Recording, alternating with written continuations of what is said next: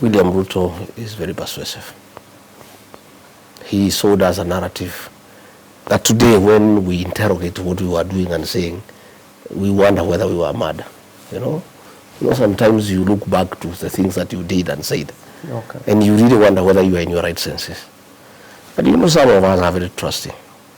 We really believed this man and his narrative, and he sold it to us, hook, bait, and sinker, and we bought it. And today, this country is in shit. We are in a hole. Yeah, the country is almost collapsing. We are in trouble with the international community. You have heard what the Americans are saying. We are in trouble with Sudan, the DRC. The economy has collapsed. There's no money in people's pocket. The health system has collapsed. The education system has collapsed. I, regarding Gachagua, bears a lot of blame for the situation we are in. And I'm very sorry to the people of Kenya. And I once more want to take this opportunity to apologize to the people of Kenya for the role I played in birthing the current leadership that has caused misery and desperation to the people of Kenya by reading the payslip and by making life unbearable. I bear great responsibility for the crisis we are in as a country. That you've created. And I have asked the people of Kenya to allow me to correct that situation. Okay. And I will. Okay. Together with other like-minded Kenyans and the people of Kenya, we must correct that situation. I don't know, I don't think there is any Christian who can authorize the killing of young people. That cannot be a Christian. It cannot be. There is no man who is saved who can authorize police to kill Gen Zs and then go and deny that they have been killed. Then go ahead and lie that they have been united with their families. There is no Christian. I don't want to pass judgment because it is wrong. The Bible tells us don't judge anybody else. But in this matter, anybody who can kill young children cannot be a Christian. And I don't know what is this obsession with young people and children. Back in the year 2007, in a church in Kiambaa, young children were put in a church and tortured. And when the parents tried to get the children out so that the parents can die alone and the children can remain for future generations, the people sent to do that work got the children and put them back into the church, and it was tortured. So I don't know what is this obsession of killing young children. I don't know whether it's a cult, whether it's devil-driven, that you need the blood of young children. And I want to say this, and I want to be on record. The crisis that we face as a country,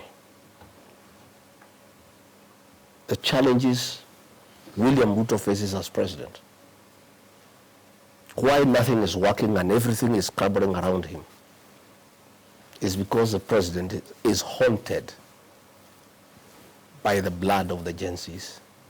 And he will never have peace. I want to say that on record. President William Ruto will never know peace because of the blood of the Gen Z children that he authorized to be shed. Oh, yes, he's the president. He's the one who authorized Japheth Kome. He's the one who authorized the abductions through Nurdin Haji. A group of 101 AP officers were recruited with the authority of the president and joined the National Intelligence Service. And that is the group that has been doing the abductions. And that is why when Justin Muturi, as Attorney General, his child was abducted, and everybody was taking him into circles. He called Kidiki, he was taking him in circles. He called Nurdin, he was taking him in circles. He called DCI Amin, he was taking him in circles. He called Kome, they were taking him in circles. He came to me and he explained to me, I'm the Attorney General of the Republic of Kenya. My son has been abducted. Ordinarily, when your child is missing and is in the hands of the police, you move to the High Court and file a process called habeas corpus. Habeas corpus is an application compelling the Attorney General to produce the person, dead or alive, in court. So Justin Muturi asked me, if I file a habeas corpus against the Attorney General and I'm the Attorney General, and it is my child who is missing, how do I produce that child as Attorney General? And as well I listened, I told him, go and face the president. He went and faced the president and said, I want my child. President made one call to Nuruddin Haji, who confirmed we have the child, and he was released. So it is Nuruddin Haji and the National Intelligence Service who have been abducting young people with the full knowledge and approval of President William Ruto. And that is why the president in one rally said, when he was challenged by Raila, we are going to stop this abduction, because he is the one who has authorized them. That is why he can go and say, we have reunited these people. How would you reunite the abductees with the parents unless you know who was abducting them? The president has incriminated himself on evidence now. And these are things that we can actually take him to the ICC, because he has said that these people who are abducted now have been reunited with their families, which means he has been briefed by somebody.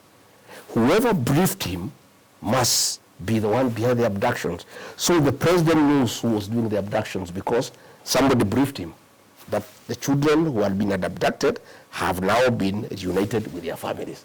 So that person who briefed him knows who was abducting the children, and hence the president knows who was doing the abductions. So he owes the people of Kenya an explanation. Where? He owes the people of Kenya an explanation.